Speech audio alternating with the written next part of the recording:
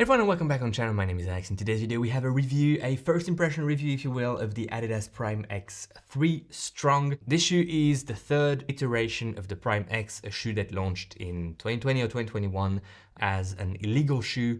The first ever shoe that was beyond 40 millimeters, sitting at 50 millimeters since the first version, if I remember correctly. This one also is at 50 millimeters. It says so on the midsole. We'll review it. I'll tell you why you probably shouldn't buy it. Let's start with the specs, and I already mentioned the stack height in the heel is 50 millimeters. We have 43 in the forefoot for that 7 millimeters drop. It is very high. When I'm wearing these shoes, I'm literally 5 centimeters taller. It's just a lot of midsole, and that's 50 millimeters in the sample size, US 9, let's say, or 9.5. It's probably even more than 50 millimeters, so more than 5 centimeters extra height for me in my size US 11, EU 45.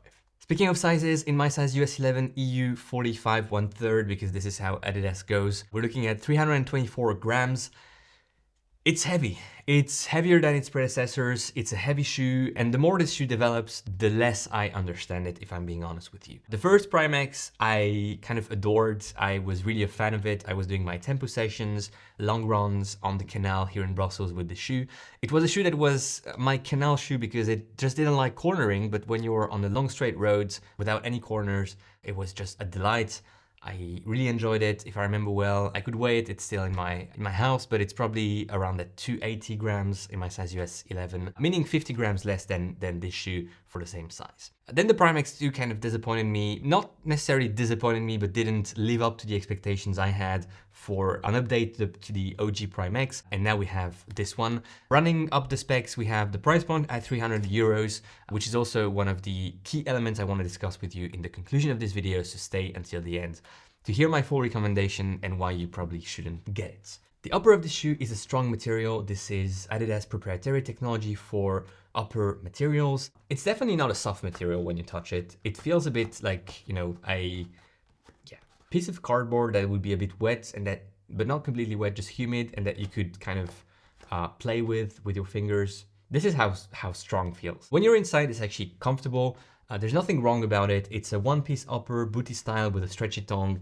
The heel is very pliable, very flexible, and you cannot remove the insole. I mean, you could probably pull on it and firmly and detach it, but it's glued in the shoe here on this Prime X 3. The issue I have with this upper is definitely about the fit. It's a true to size fit, no issues here. The heel is actually okay. Your heel sits nicely in here despite it being super flexible. But the material, the strong material, because it has so much structure, and because of the one-piece construction of this upper, you get some room around your foot, left and right, also at the top of it, here in the midfoot section, and you're not getting the best experience in terms of fit. I have never been a huge fan of booty style uppers, of one-piece uppers, and this is no different, to be honest with you. The laces are okay. They're you know, they don't have anything fancy about them, and they do not create lacing pressure. You could feel a bit of lacing pressure, you know, very, very softly, very gently here around that Adi0 sign on the stretchy tongue, but that's about it. Looking at the midsole, that's obviously, you know, what you're interested in if you click on this video. What's new, what's different? The positioning of the stiffening elements. Remember, in the OG Prime X, you had these extra plates here in the heel. The setup is also different in this shoe. You have the ENERGYRODS here that you can also see through the outsole, but you have also a 3/4 length plate starting in the heel and going up to 3/4 of the shoe, meaning that it's not as rigid here in the forefoot. Only the ENERGYRODS are connected to your forefoot, but that extra plate that you see here sitting on top of the rods do not go to the tippy toe of the shoe. The material is Lightstrike Pro. It's very hard to say because the material name is the same. What version it is, it doesn't feel like the Lightstrike Pro of the Adios Pro 4. Maybe also because it's encapsulated in between two layers of stiffening elements, and maybe that's why it doesn't feel the same, but I doubt it's exactly the same material as on the Adios Pro 4. If it is, it's sad because the Lightstrike Pro foam on the Adios Pro 4 is just a pure delight, and here I didn't really get the same sensations. Overall, the ride of this shoe is what you would expect of a Prime X, with a caveat. And by that I mean that it's super cushioned, super encouraging in the sense that you could go very long distances without getting too much pounding, too much impact on your legs. And that's what you would expect from a shoe like this. The caveat is obviously the weight. The reason for that is that because it's a heavier shoe, you can also feel it. And as soon as you're trying to pick up the pace, you're not really able to do so, and you're not really able to maintain that faster pace for longer periods of time, because it's heavier and it's demanding you a bit more energy just to lift your foot one step after the other. I did some faster paces in the shoe, down to 3:15 minutes per kilometer for some reps. And it just doesn't like it. And I didn't like doing it with the shoe. I don't think the shoe liked it either doing it with me. The second caveat is that it just doesn't bring the same excitement as the OG Prime X.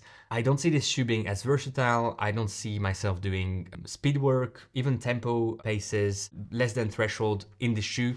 I just see it as a long run shoe, but there's so many better options on the market at lower price point that I wouldn't necessarily do my long runs in it.